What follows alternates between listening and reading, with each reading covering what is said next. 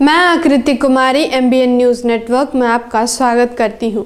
भारत में सत्ताधारी पार्टियों ने हमेशा अपने ऊपर उठने वाले आवाज़ों को दबाने की कोशिश की है। आज के दौर में भारतीय जनता पार्टी ने हमेशा अपने ऊपर उठने वाले सवालों को देश के विरुद्ध जोड़कर लोगों को देशद्रोही साबित कर उनको चुप कराने की गंदी राजनीति की है।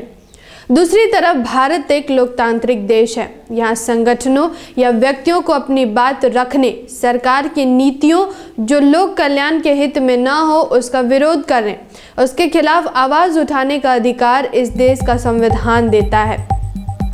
लेकिन बीजेपी ने अपने तानाशाही का इस्तेमाल करते हुए आवाज उठाने वालों पर कई तरह के मुकदमे लगाकर इन्हें जेल में डाला हुआ है। बीजेपी ने अक्सर मानवाधिकारों का हनन किया है, लेकिन अब अंतर्राष्ट्रीय स्तर पर बीजेपी की तानाशाह का भंडाफोड़ हो रहा है। 10 दिसंबर मानवाधिकार दिवस के मौके पर दुनिया भर के 15 से अधिक देशों के भारतीय प्रवासियों और 30 अंतर्राष्ट्रीय मानवाधिकार समूह ने भारत में मानवाधिकारों पर बढ़ रहे हमलों की निंदा की।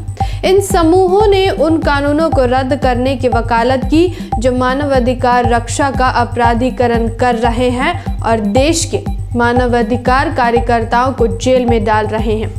इस अभियान में Paris, Sydney, Melbourne, Kuala Lumpur, Cape Town, Tokyo, New York और एम्स्टर्डम सहित दुनिया भर के कई शहरों में कार्यकर्ता speaking up is not anti national, silence people is के पोस्टर्स के साथ देखे गए।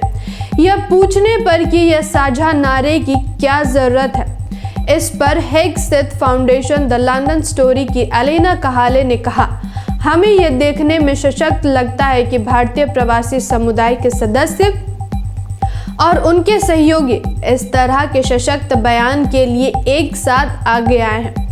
हम ये बताने के लिए भारतीय प्रवासी और उनके सहयोगियों के रूप में अपनी आवाज़ उठा रहे हैं कि हर देश की तरह भारत में भी स्वतंत्र प्रेस की ज़रूरत है और युवा, दलित, मुस्लिम और हर तरह के कार्यकर्ताओं की ज़रूरत है, क्योंकि हम केवल तभी सभी के लिए संभावित श्रेष्ठ दुनिया बना सकते हैं जब हर किसी को बोलने की स्वतंत्रता हो।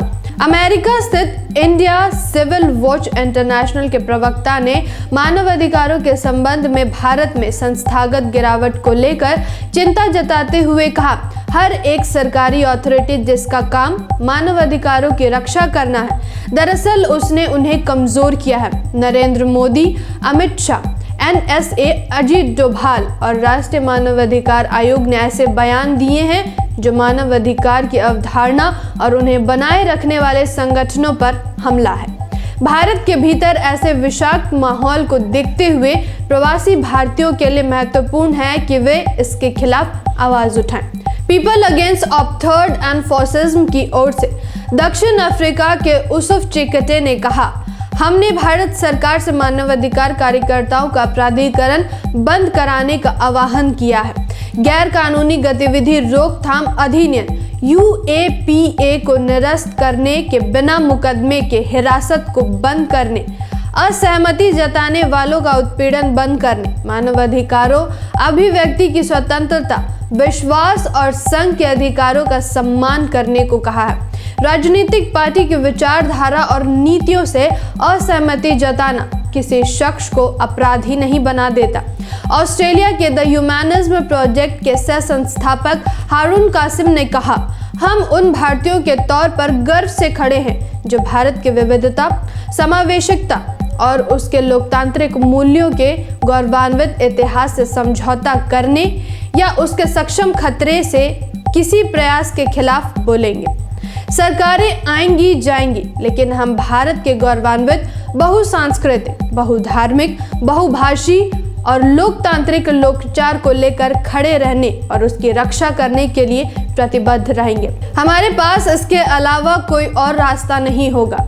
इस कार्यक्रम से यह बात स्पष्ट है कि दुनिया की निगाहें भारत में सत्ता वर्ग द्वारा किए जा रहे गैर संवैधानिक कार्यों पर नजर लगाए हुए है। इस खबर को अधिक से अधिक लोगों तक पहुंचाएं ताकि निरंकुशता पर लगाम लगाया जा सके। हमारे YouTube चैनल को सब्सक्राइब करना न भूलें। धन्यवाद। जय संविधान, जय भारत।